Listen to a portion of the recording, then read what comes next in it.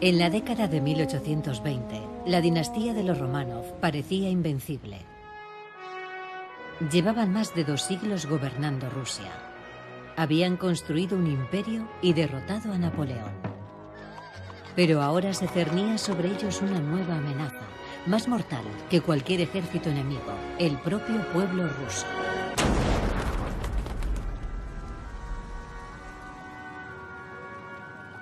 En julio de 1826, 5 revolucionarios fueron conducidos fuera de la fortaleza de San Petersburgo para ser ejecutados.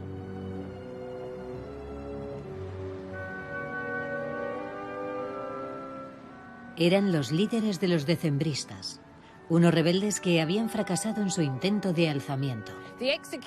La ejecución fue un desastre. Las sogas no estaban bien atadas a las horcas, y cuando retiraron los taburetes de debajo, 3 de ellos cayeron al suelo y empezaron a retorcerse. Todavía estaban vivos.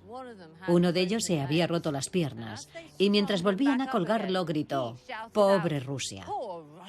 Aquí ni siquiera se ahorca bien a la gente». Los alzamientos decembristas eran algo inédito. No en vano han sido considerados como la primera revolución rusa. Esos hombres pretendían cambiar el sistema. Algunos hasta querían liquidar a los Románov.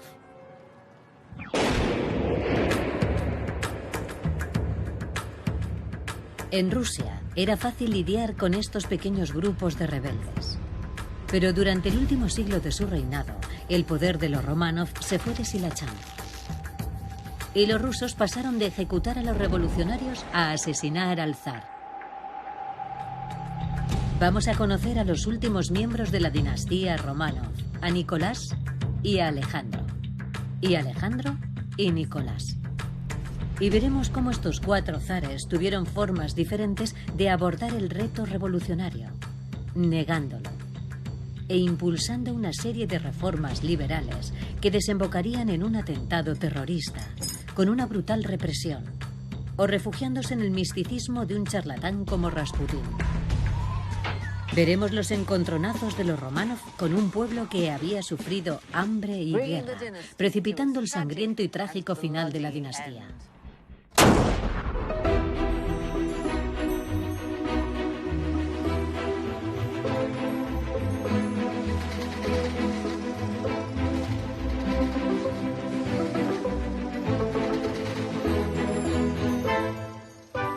El imperio de los zares, la Rusia de los Románov con Lucy Worsley.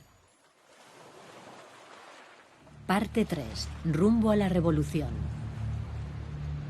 En diciembre de 1825 muere el zar Alejandro I, el azote de Napoleón. ¿Quién le sucederá? No estaba nada claro. Y los decembristas aprovecharon esa sensación de vacío de poder. 3.000 soldados se congregaron aquí y se negaron a jurar lealtad al nuevo zar Nicolás. Muchos de sus líderes habían viajado a Europa occidental, habían estado en París y se habían radicalizado al estar en contacto con las ideas que descubrieron allí. Así que se reunieron alrededor de esta estatua ecuestre de Pedro el Grande para exigir un cambio. Querían libertad de prensa y el fin de la servidumbre. En el fondo, lo que exigían eran los requisitos mínimos de la democracia. El nuevo zar titubeó. Parecía estar perdiendo el control de la situación. Al caer la noche, ordenó abrir fuego a la artillería. Hubo 7 disparos y la plaza quedó desierta, salvo por los muertos y heridos. Esa misma noche Nicolás le escribió una carta a su hermano. «Soy el emperador», le decía, «pero ¿a qué precio, Dios mío? El precio de la sangre de mi pueblo». Los traumáticos acontecimientos de aquel día curtieron a Nicolás. El inexperto joven plasmado en este retrato no tardó en descubrir que ser zar es mucho más fácil si tu pueblo te tiene miedo. Se decía que tenía la mirada de una serpiente de cascabel que te lava la sangre en las venas. Y eso lo dijo su propio hijo. La ambición de Nicolás cobró forma en el Palacio de Invierno. en este interior destinado a impresionar a los diplomáticos extranjeros. Los decembristas habían idealizado a Pedro el Grande como figura modernizadora, y Nicolás también se inspiró en él, pero en su faceta de gran conquistador militar. Nicolás se sentaba bajo este gigantesco retrato de Pedro. Pero mientras que Pedro quería acelerar la modernización de Rusia, Nicolás pasaría los próximos 30 años intentando echar el freno. Desde este trono, Nicolás formuló una nueva filosofía para Rusia. Mientras el resto de Europa se planteaba conceptos como la libertad, la igualdad y la fraternidad, Nicolás dio una respuesta muy rusa. Para él las claves eran la ortodoxia, la autocracia y el nacionalismo. Era un mensaje ultraconservador. En el nuevo mantra de Nicolás para Rusia, por un lado estaba Dios, por otro lado estaba Rusia, y en el centro estaba él, Nicolás, garantizando la unidad. La ortodoxia, la autocracia y el nacionalismo se inventaron para que el pueblo fuera obediente y no hiciera preguntas. Hasta el círculo más íntimo de Nicolás fue escogido en función de su lealtad. Le gustaba decir que necesitaba asesores leales, no inteligentes.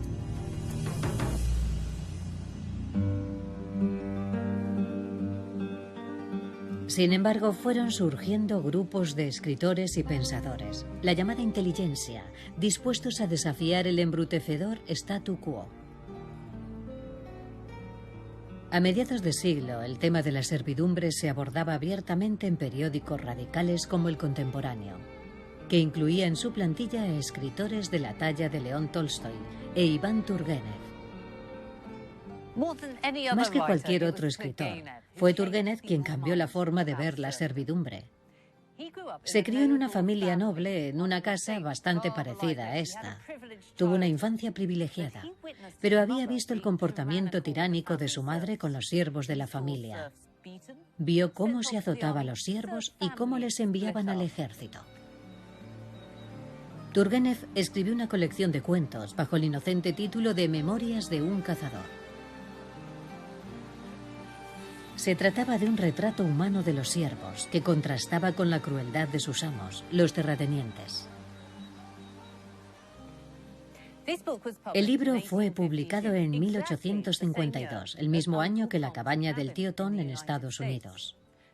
Y del mismo modo en que La cabaña del tío Tom ayudó a movilizar a la opinión pública estadounidense contra la esclavitud, este libro tuvo el mismo efecto con la servidumbre en Rusia.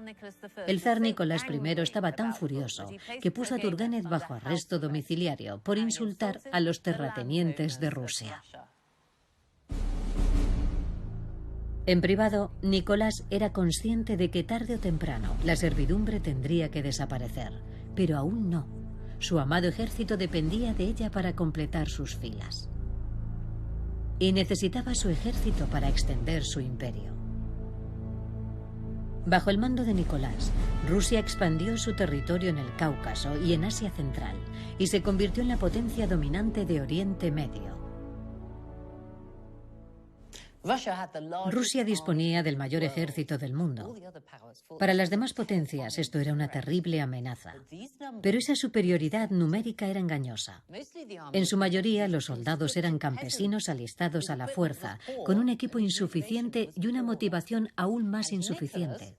Y Nicolás tampoco había ayudado mucho. Había aupado a los que le eran leales, no a los más talentosos. Así que no tenía los generales idóneos para ganar una guerra. Solo era cuestión de tiempo que se descubriera que la poderosa máquina de guerra rusa era un espejismo.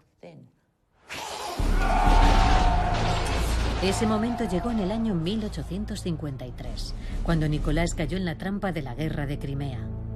Rusia se enfrentaba a Francia, Gran Bretaña y al Imperio Otomano.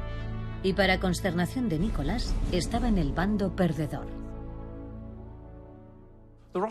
Fundamentalmente Rusia perdió la guerra de Crimea porque era un país preindustrial que luchaba contra otras naciones que ya habían sido transformadas por la revolución industrial. Los británicos y los franceses llegaron a Crimea usando medios de transporte modernos, el barco de vapor y el ferrocarril, mientras que los rusos seguían viviendo en la era preindustrial. Tuvieron que ir a pie a Crimea, y además la artillería rusa no podía competir en el campo de batalla con los mosquetes ingleses y franceses. Pero sobre todo, sencillamente, no tenían el músculo financiero para poder plantarles cara. Por si esa humillación no fuera suficiente, Rusia estaba perdiendo en su propio territorio. No había forma de eludir la vergüenza. Ni siquiera desde Peterhof, el palacio de verano de los romanos. En un día despejado se divisa la isla de Kronstadt en el horizonte. Es la base naval que defiende San Petersburgo, a 30 kilómetros en esa dirección. Y desde el palacio, Nicolás podía ver con su telescopio los buques franceses y británicos en la costa de la isla. Para ellos era una demostración de fuerza, pero para Nicolás era una humillación personal ver al enemigo tan cerca, dentro de su propio imperio. Se vio obligado a reconocer sus propias debilidades militares.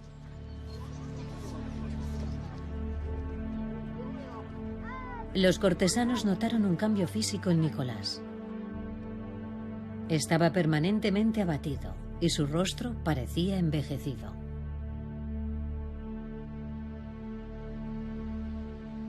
En 1855, a los 6 meses de comenzar el cerco de Sebastopol, el emperador y autócrata de todas las Rusias se puso enfermo. Nicolás tenía un resfriado, pero aún así se expuso al espantoso invierno de San Petersburgo para pasar revista a sus tropas. Bajo la nieve se quitó el abrigo y se desabotonó la camisa. Esto lo puso más enfermo aún, y cuando regresó a palacio se negó a recibir a sus médicos hasta que ya fue demasiado tarde. Había contraído una neumonía. Algunos historiadores especulan que lo hizo conscientemente y que quizás Nicolás quiso suicidarse en la nieve. Rusia llevaba 30 años estancada bajo el mando de este hombre y ahora era un país subdesarrollado. ¿Tendría su hijo Alejandro lo que hacía falta para cambiar las cosas? Así es como se recuerda hoy en Rusia a Alejandro II, como el último gran zar. Y con razón.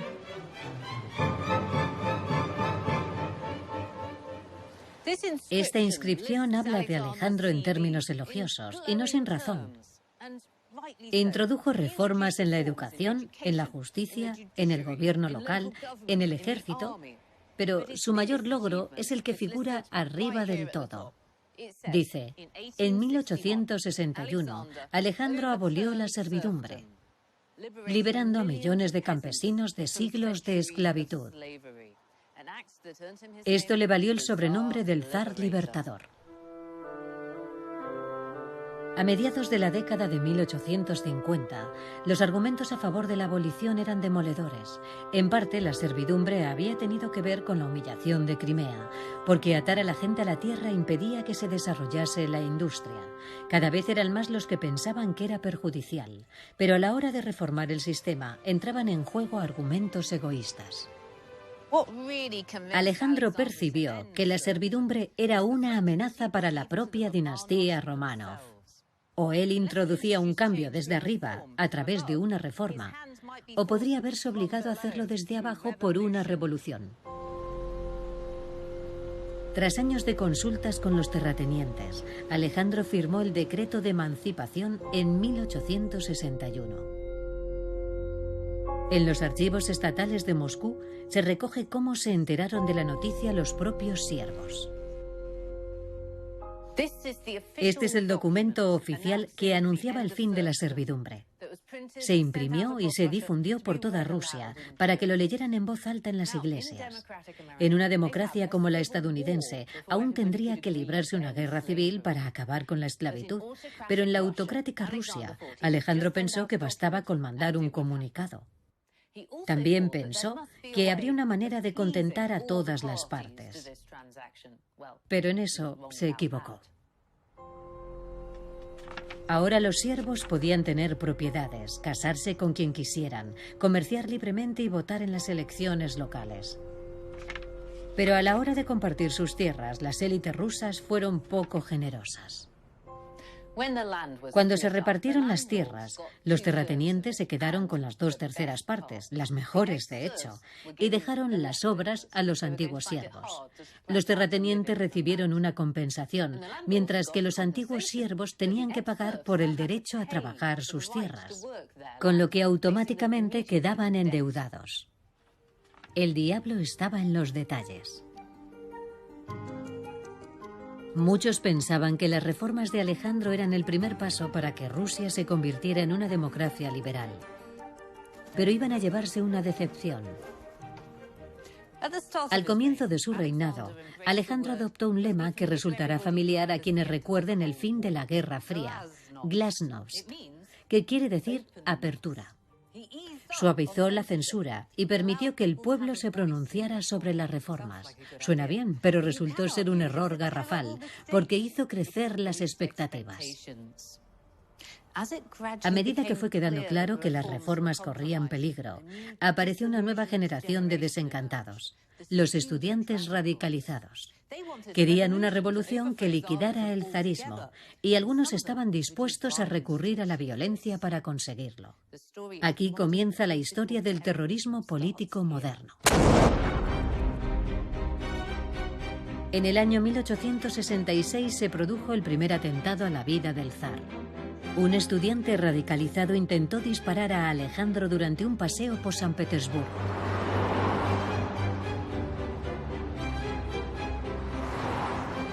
He venido a la Universidad Europea de San Petersburgo para hablar con un profesor de historia, Alexei Miller, para averiguar quiénes eran esos radicales y por qué el reformista Alejandro se convirtió en su objetivo.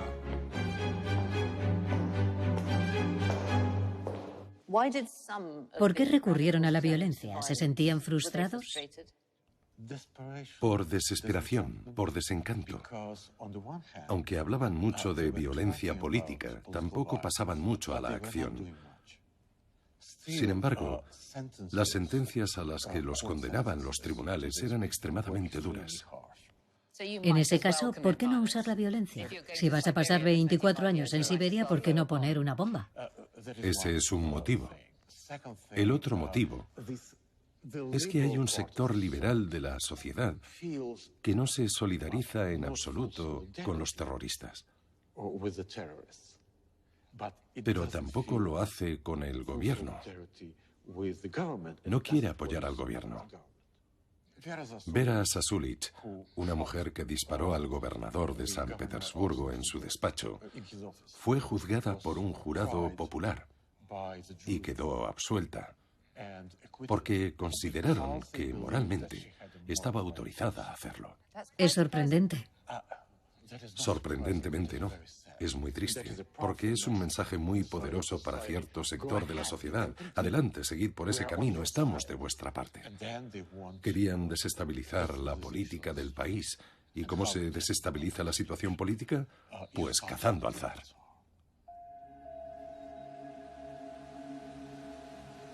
Cazar al zar se convirtió en la obsesión de un grupo revolucionario llamado La Voluntad del Pueblo, la primera organización terrorista de la era moderna.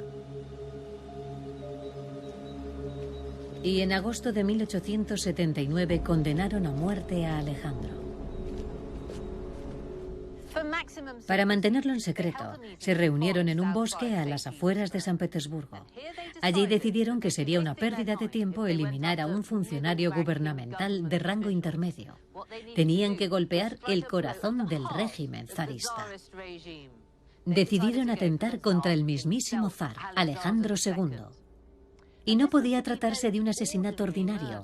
Tenía que ser algo dramático y espectacular, que despertase a los campesinos de su letargo y desencadenase una revolución. La voluntad del pueblo persiguió a Alejandro sin descanso, atentando en varias ocasiones contra su vida. En el año 1880, Un miembro de la organización detonó una bomba que destruyó el comedor del Palacio de Invierno. Murieron 11 personas, pero Alejandro, que llegó tarde a cenar, sobrevivió. Mientras se incrementaban las medidas de seguridad, Alejandro intentó retomar su programa reformista. Diseñó un plan para introducir una nueva asamblea consultiva para asesorar al zar.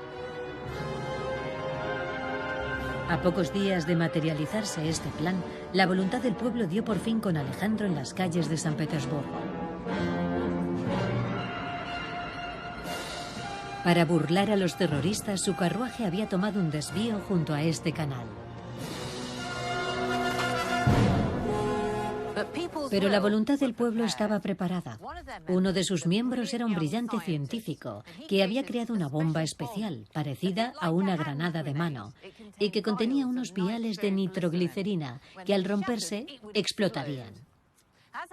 Así que cuando el carruaje del zar dobló esta esquina, un miembro de la voluntad del pueblo lanzó la granada.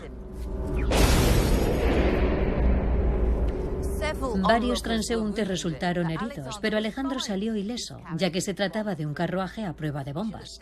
Debería haberse quedado dentro y marcharse, pero en vez de eso se apeó. Quería hablar con el asesino. Pero otro miembro de la voluntad del pueblo, con otra granada, aprovechó la ocasión. Cuando se disipó el humo había 20 heridos, y Alejandro tenía la mitad inferior de su cuerpo destrozada. Fue transportado casi sin vida al Palacio de Invierno.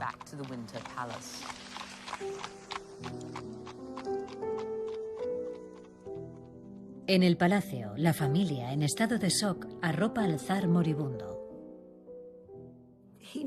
Él sabía que se estaba muriendo. Su familia sabía que se estaba muriendo. Fue todo muy sangriento, horrible. Junto a él se encontraba su hijo Alejandro, que se convertiría en Alejandro III, observando lo que pasa cuando intentas reformar la vida de tu pueblo, o así es como lo vio él. Así que la muerte de Alejandro II paralizó las reformas. La Constitución o los decretos que quedaban por implantar y que hubieran transformado el modo de gobierno en Rusia fueron descartados. Alejandro III se negó a implantarlos y se convenció de que lo que necesitaba Rusia era un gobierno fuerte.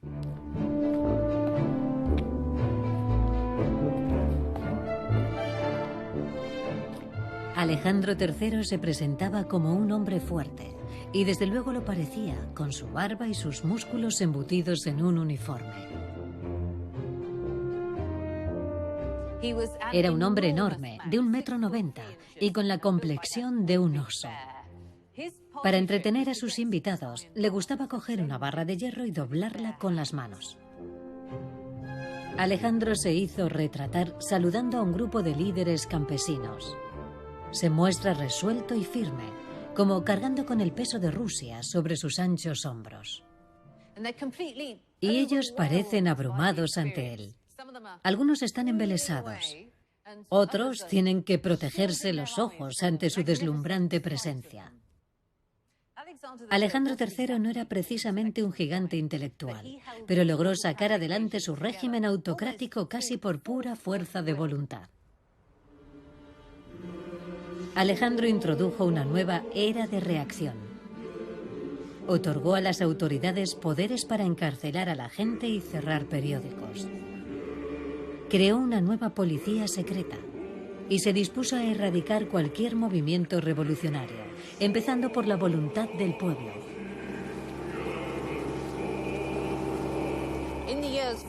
En los años que siguieron a 1881, docenas de revolucionarios hicieron el trayecto en barco a ese castillo de aspecto más bien aterrador. La fortaleza de Schliesselsburg, conocida como la Bastilla rusa, era el lugar al que se mandaba a los presos políticos. Schliesselsburg se construyó en el siglo XIV. Pero en la década de 1880, Alejandro III supervisó la construcción de una nueva prisión para los implicados en el asesinato de su padre.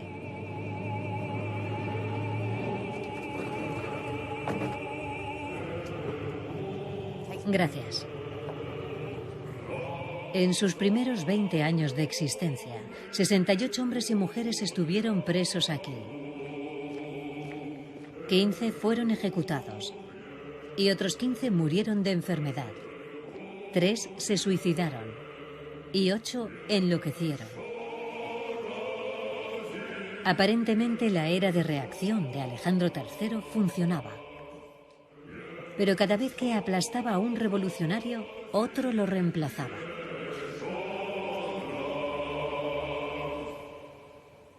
En 1887, 5 presos fueron conducidos al bloque de ejecuciones de la fortaleza y murieron ahorcados, justo donde se encuentra ese árbol. ¿Su crimen? Conspirar para asesinar al zar. Uno de ellos era un joven de 21 años, Alexander Ulyanov. Ese memorial gris de allí conmemora su muerte. Puede que no hayan oído hablar de Alexander, pero seguro que conocen a su hermano pequeño. El día de la ejecución de Alexander, su hermano estaba en clase haciendo un examen de geometría. La muerte de Alexander contribuyó a radicalizarlo. Se involucró en las revueltas estudiantiles y comenzó a escribir textos revolucionarios bajo un seudónimo que se convertiría en uno de los nombres más famosos del siglo XX, Lenin.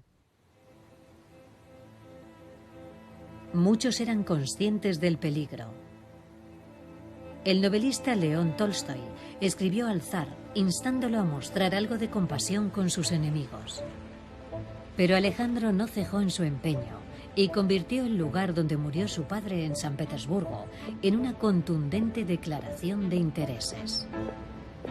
La ciudad había matado a su padre y en ella Alejandro sería el valedor de las tradiciones de la madre patria frente a la modernidad decadente de Occidente.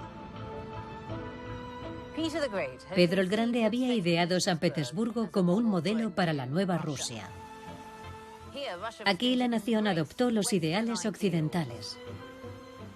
La ciudad hasta debía parecer una ciudad europea, construida en gran medida en un estilo clásico. Pues bien, en pleno centro de esta ciudad llena de palacios de estilo renacentista, Alejandro III decidió plantar este mazacote. Es como una declaración de guerra al ideal de Pedro. Un poco como un fantasma en un banquete. Este edificio revive la vieja Rusia que Pedro el Grande trató de eliminar. Para Alejandro III, Rusia había errado el rumbo intentando copiar a Occidente y tratando de modernizarse. Para él, las ideas occidentales estaban haciendo volar por los aires a los zares. El país solo podía prosperar asumiendo la cultura tradicional rusa, y esa forma de gobierno era la autocracia. Alejandro III no asistió a la inauguración de este edificio de nombre escalofriante, la Iglesia del Salvador sobre la sangre derramada. Murió de una enfermedad renal en 1894, a los 49 años. La responsabilidad de casi todo lo que estaba ocurriendo en Rusia recayó de repente en su hijo de 26 años, Nicolás. En apariencia, Nicolás II era un caballero educado y cosmopolita. Pero bajo esa fachada se sentía profundamente ruso. Su coronación fue el reflejo de un país arraigado en la tradición. Se usó una tecnología tan moderna como el cine para plasmar una ceremonia repleta de trajes del siglo XVII.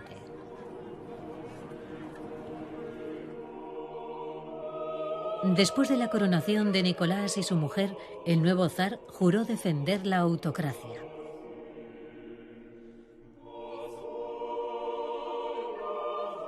El matrimonio real estaba unido por su intenso fervor religioso. No lejos de su residencia real favorita, construyeron esto. Una catedral erigida encima de la cripta privada de Nicolás y Alejandra. Visitarla es como viajar al alma de Nicolás.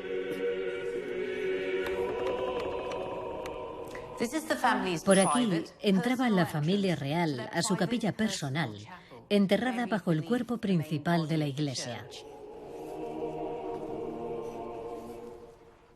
Tengo la impresión de estar en el santuario de los Romanov.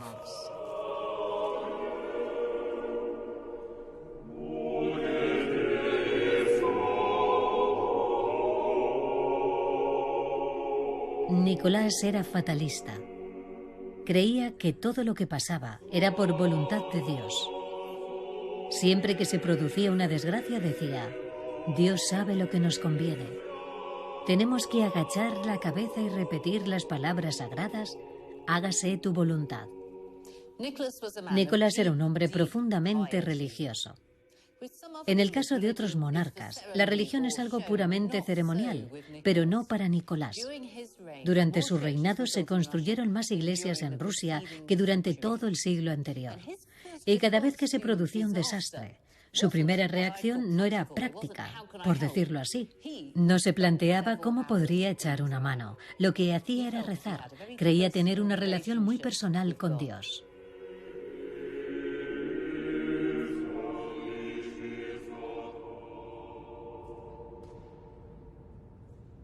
Esta comunión con lo divino definió el gobierno de Nicolás. Nunca dejó de verse a sí mismo como una vasija de Dios. Nicolás quiso ser un monarca genuinamente absoluto, pero irónicamente, eso mismo lo convirtió en un monarca muy poco efectivo. El problema es que creía que la voluntad del Todopoderoso emanaba de él y se derramaba sobre sus 170 millones de súbditos. Le costaba horrores delegar.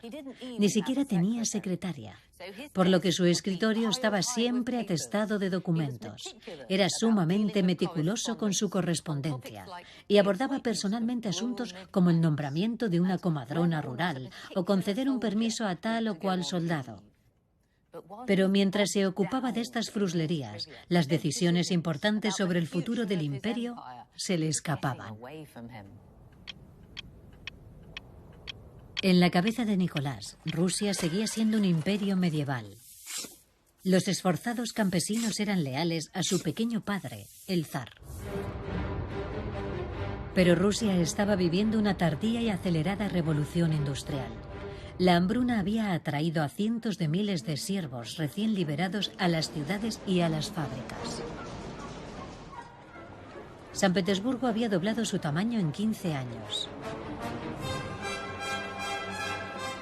Al entrar a trabajar en las fábricas, los campesinos empezaron a exigir condiciones mejores y respeto por parte de sus patrones. Todo culminó el 9 de enero de 1905, en el llamado Domingo Rojo. 150.000 manifestantes planeaban marchar hasta el Palacio de Invierno, con la esperanza de que el zar hiciera caso a sus demandas. Muchos de los manifestantes creían que al llegar al palacio, el zar se alegraría de verlos y los invitaría a pasar. Pensaban que hasta organizaría un desfile para ellos y les ofrecería refrescos.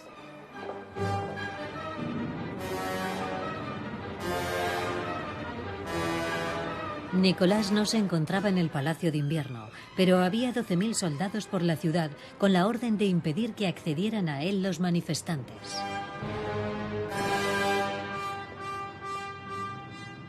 A la altura del Arco de Triunfo de Narva, el mayor grupo de manifestantes se topó con 2 compañías del 93 Regimiento de Infantería de Irkutsk. Uno de los miles de manifestantes que salieron ese día a las calles fue el escritor comunista Maxim Gorki. A las pocas horas, Gorki explicó lo sucedido durante la protesta en una carta. En el Arco de Triunfo de Narva vinieron a su encuentro unos soldados que dispararon 9 salvas. Tras los primeros disparos, algunos trabajadores empezaron a gritar: «No os asustéis, son de fogueo». Pero no era cierto. Ya habían caído unas 12 personas. Masacraron a los de las primeras filas y los soldados volvieron a abrir fuego sobre los que intentaban escapar. 40 personas murieron aquí. Y por toda la ciudad fueron abatidas más de 100 y cientos de personas resultaron heridas. Pero según Gorki, hubo otra víctima. El prestigio del zar ha muerto hoy aquí. Este es el significado del día de hoy. Durante un año la revolución hizo estragos por todo el imperio.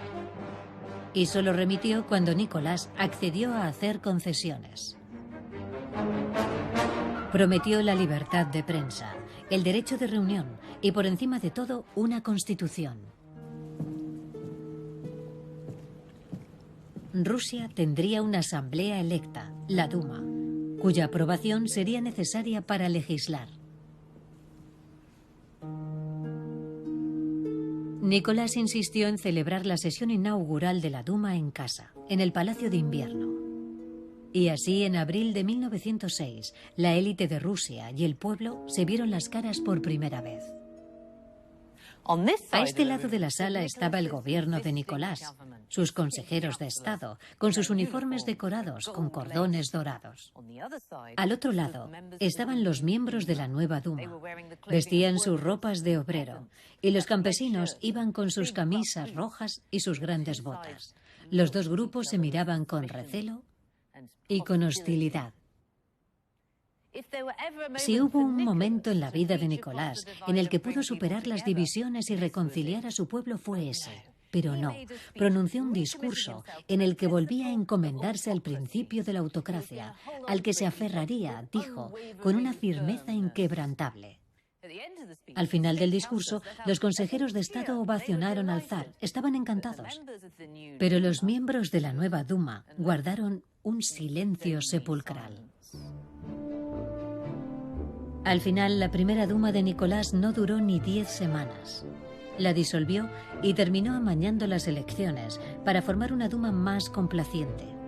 De momento, la autocracia había ganado la batalla.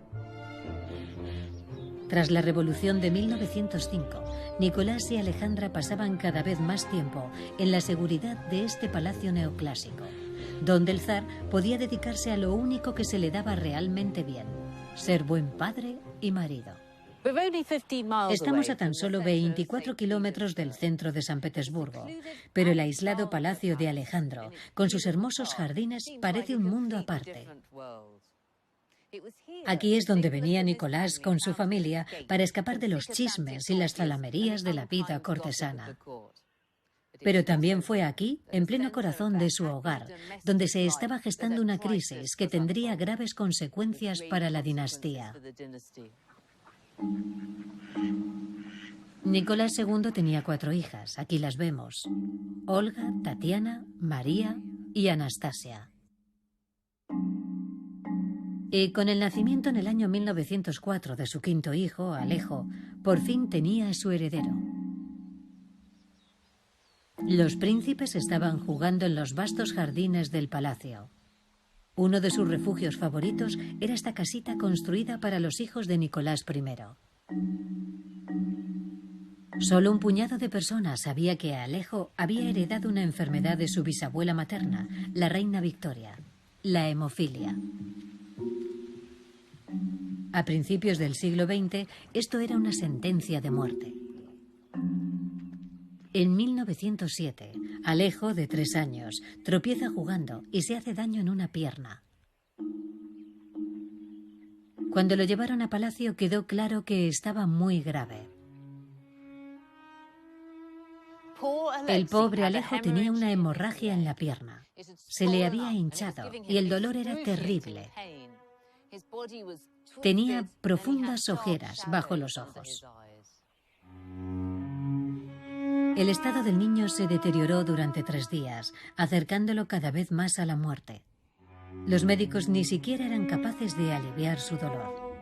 Alejandra y Nicolás no tenían ya nada que perder cuando acudieron a Grigori Rasputín, un monje y místico del que se decía que tenía poderes sanadores.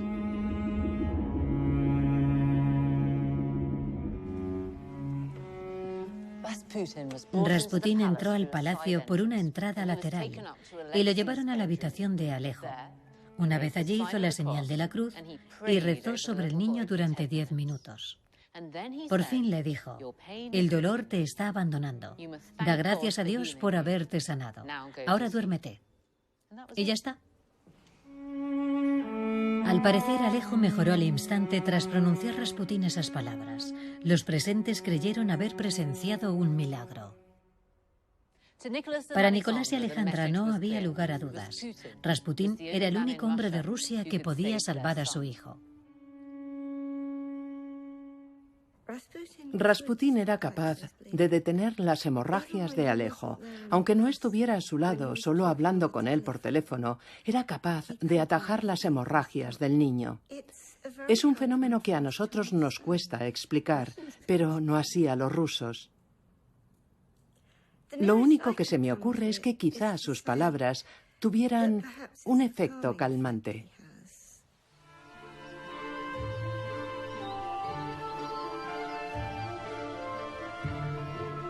Entre la ansiedad de Alejandra, la frágil salud de su hijo, el auge de las ideas revolucionarias y las amenazas de asesinato, el palacio de Alejandro se convirtió en un lugar cada vez más aislado.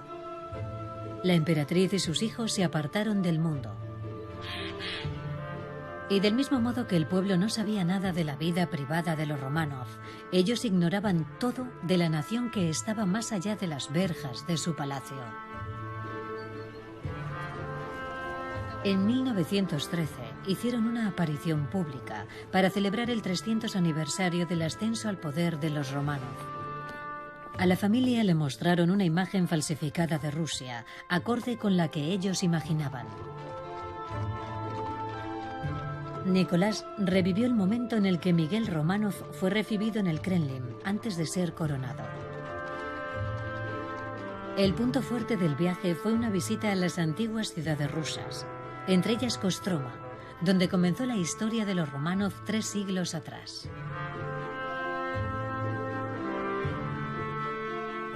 Durante su viaje por el Volga, no había tanta gente como cabía esperar viendo pasar el barco de vapor real.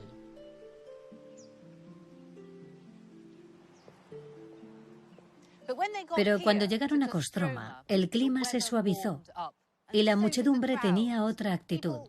La gente se tiraba a los pies del zar y hasta besaba el suelo por donde se había posado su sombra. Parecía una vuelta a casa espiritual. Alejandra estaba encantada de ser objeto de tanta adulación. Dijo: basta con dejarnos ver para conquistar al instante sus corazones. Lo que nadie sabía es que aquel sería el último verano dorado de la Rusia imperial.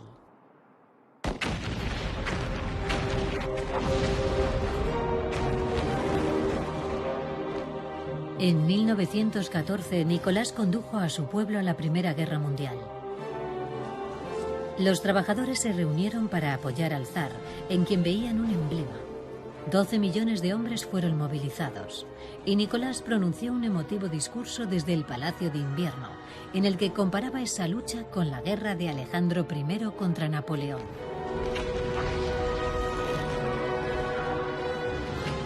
Pero la guerra obligaría a Nicolás a tomar una fatídica decisión.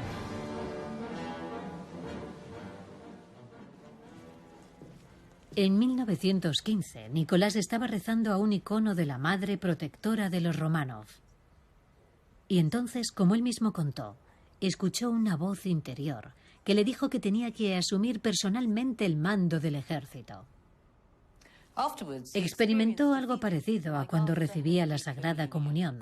Tenía la sensación de comunicarse directamente con Dios. Pero al asumir el control del ejército, estaba condicionando la supervivencia de la dinastía a su éxito en la contienda. El zar no dirige la guerra a cientos de kilómetros de distancia, diría Nicolás. Está presente en el campo de batalla, compartiendo el estado de ánimo de sus soldados. En ausencia del zar, se creó un vacío de poder. Un vacío que Rasputín se apresuró en llenar. Debido a la relación de dependencia que Alejandra tenía con él, muchos creían que había un poder maligno detrás del trono. Y Rasputín no ayudaba precisamente. Bebía como una esponja y disfrutaba dejándose agasajar por las mujeres de la alta sociedad y, bueno, por otra clase de mujeres. Se veía con prostitutas. No sabemos bien qué hacía con ellas. Puede que estuviera poniéndose a prueba espiritualmente, o tal vez creyera que cuanto más pecamos, más se nos puede perdonar, por lo que conviene pecar lo más posible. Rasputín tenía fama de ser la mayor máquina sexual de Rusia.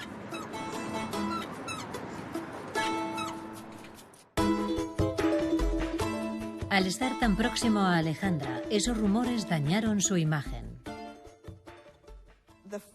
El hecho de que tuviera un trato tan íntimo con él y se negara a hablar de ello solo contribuyó a envenenar las relaciones con el resto de la familia y con la aristocracia en general. Aquello ponía en entredicho su criterio y ahondaba la brecha entre ellos y nosotros. Se preparó una conspiración para matar a Rasputín en esta casa. En ella vivía el príncipe Félix Yusupov, que estaba casado con una sobrina del zar Nicolás, la preciosa Irina. En la noche del 16 de diciembre de 1916, Félix atrajo a Rasputín a su palacio con la promesa de una cita privada con Irina. En la planta de arriba sonaba un gramófono, como si hubiera una fiesta. Félix le explicó que su mujer tenía invitados y que bajaría en cuanto se fueran.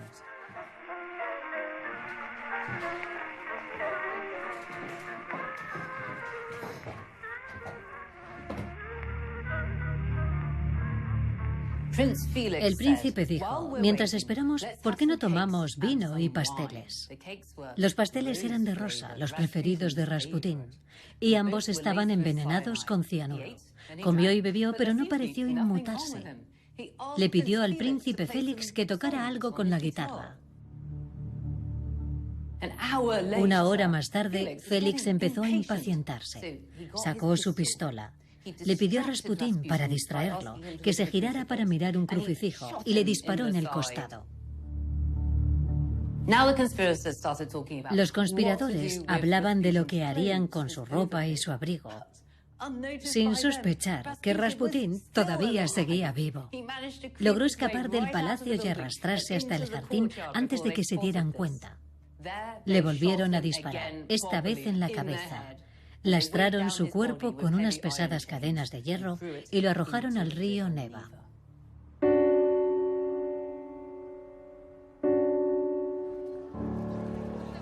La eliminación de Rasputín llegó tarde y no bastó para salvar a los Románov.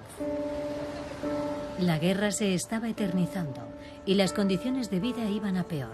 Se vivió un momento crítico en febrero de 1917 en las calles de la capital rusa. Los trabajadores, agotados tras horas de trabajo en las fábricas y más horas de cola para comprar pan, se echaron a las calles.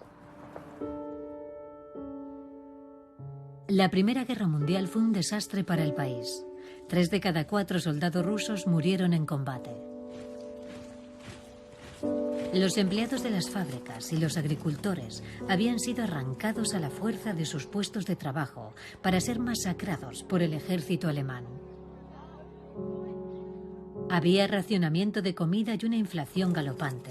Al final, los glamurosos Románov fueron víctimas de un pueblo que solo quería algo tan básico como el pan. El punto de inflexión se produjo el Día Internacional de la Mujer. Miles de mujeres invadieron las calles para protestar, sumándose a los trabajadores en huelga. Al día siguiente, 250.000 personas desfilaban por la avenida Nevsky, rompiendo escaparates y esgrimiendo pancartas con consignas tales como «No a la guerra», «Comida para nuestros hijos» y, lo que era más preocupante para los Románov, «No a la autocracia». Alejandra escribió a Nicolás para hablarle de los movimientos de desarrapados en las calles. Nicolás ordenó a la guarnición local que acabara con las protestas y se dieron instrucciones para tomar las medidas necesarias.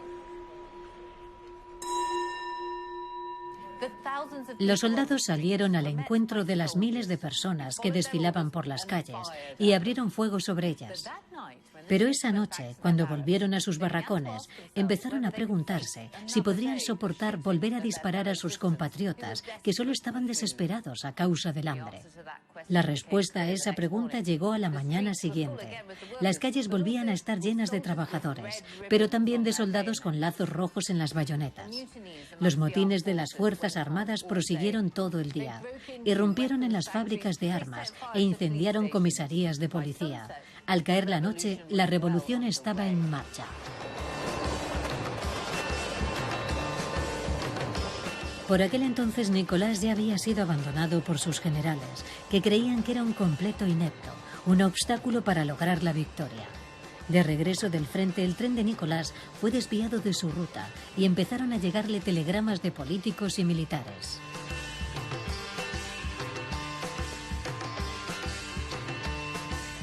Todos coincidían en que para evitar un caos absoluto tendría que marcharse.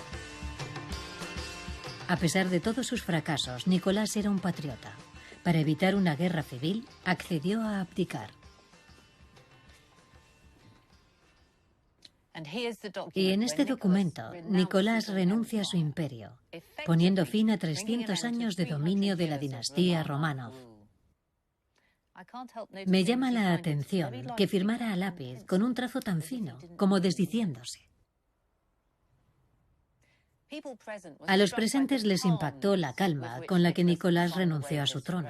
Un general que asistió a la abdicación diría más tarde: parecía resignado, firmó el documento con la misma indolencia con la que habría pasado el mando de un escuadrón de caballería a un nuevo comandante.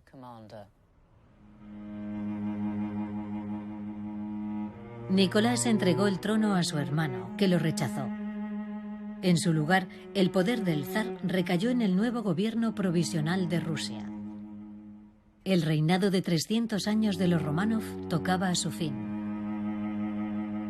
No tardaron en escucharse voces que reclamaban al nuevo gobierno provisional que el exzar fuera arrestado.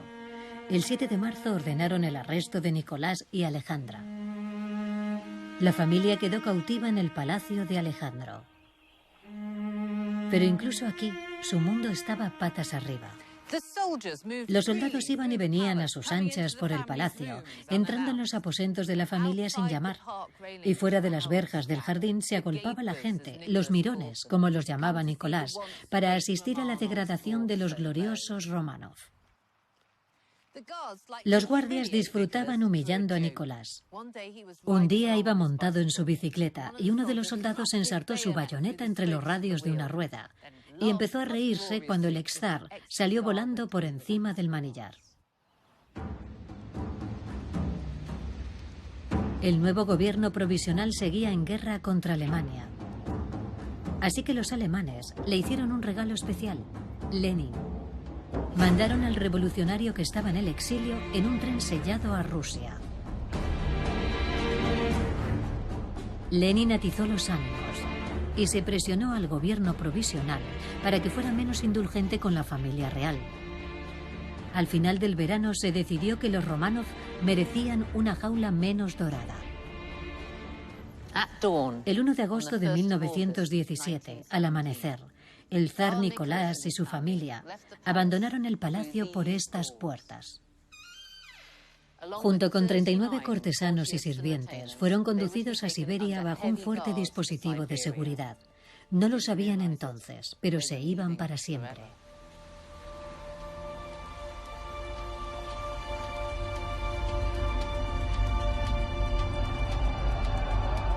A pesar de esta línea más dura, el gobierno provisional no gozaba de las simpatías del pueblo, que exigía el fin de la guerra, y se dejó seducir en masa por las promesas de Lenin: paz, tierra y pan. En octubre hubo 10 días que conmocionaron al mundo, cuando los bolcheviques de Lenin derrocaron al gobierno provisional, irrumpieron en el Palacio de Invierno y ocuparon las estaciones de telégrafos y los edificios gubernamentales. Tras tomar el control del Estado, los bolcheviques fundaron su propia milicia, el Ejército Rojo. Tarde o temprano tendrían que decidir qué hacer con el señor Nicolás Románov y su familia. Los bolcheviques sentían un profundo desprecio por la familia imperial rusa. Cuando menciona al último zar, Lenin no habla de Nicolás II, sino de Nicolás el Sangriento. Consideraban a la familia imperial y al régimen de los Románov responsables de los acontecimientos de 1905, cuando las tropas del zar abatieron a unos obreros pacíficos. En la primavera y el verano de 1918, Lenin y sus camaradas estaban empeñados en mantener su poder. Eran conscientes de la fragilidad de su situación y estaban dispuestos casi a cualquier cosa, con tal de aferrarse a la autoridad que conquistaron en octubre de 1917. En julio de 1918, la familia estaba arrestada en una casa en Ekaterimburgo, en los Montes Urales. La guerra civil hacía estragos. A unos pocos kilómetros de distancia retumbaban los cañones del ejército blanco. Alguien de la burocracia soviética decidió que Nicolás y su familia debían morir para evitar que la oposición se cristalizara a su alrededor. Es difícil saber lo que sucedió exactamente en Ekaterimburgo, porque existen muchas versiones al respecto y además se intentó silenciar el asunto después. Pero la mayoría de las fuentes coincide en que a primera hora de la mañana despertaron a Nicolás, a Alejandra y a sus hijos. Les dijeron que se vistieran y que bajaran al sótano por su propia seguridad. Tenían que volver a mudarse. Los acompañarían algunos sirvientes y su perro.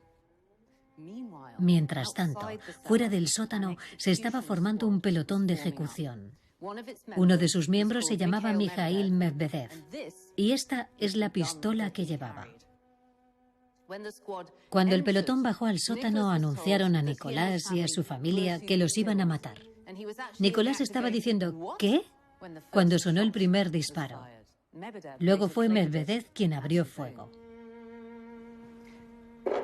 En el sótano tuvo lugar una masacre.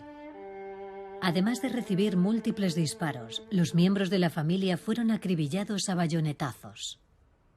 Uno de los soldados contó que les había costado acabar con las chicas, ya que se habían guardado sus diamantes y joyas dentro de los corsés, pensando que iban a volver a cambiar de residencia, y eso les había servido de armadura. Cuando acabó todo, solo quedaba un superviviente, su perro.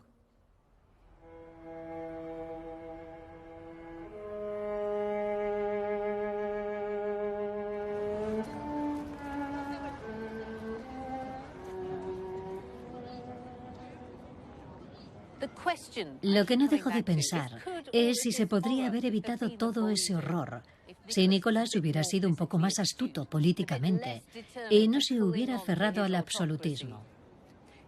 Se hubiera tomado como una advertencia la revolución de 1905 y se hubiera convertido en un monarca constitucional, como en Gran Bretaña.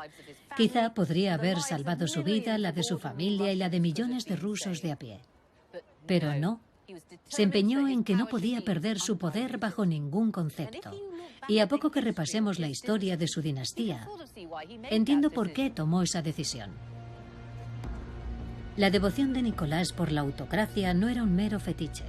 Para él era una respuesta racional al modo en que funcionaba el poder en Rusia.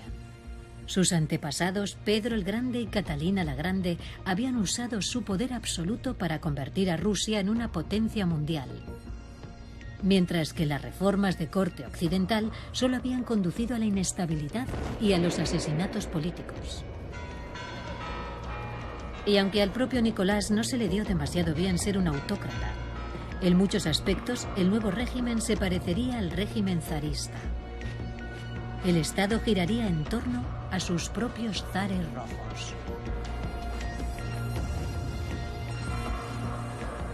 Para bien o para mal, el estilo de gobierno de los Románov allanó el terreno para lo que vendría después.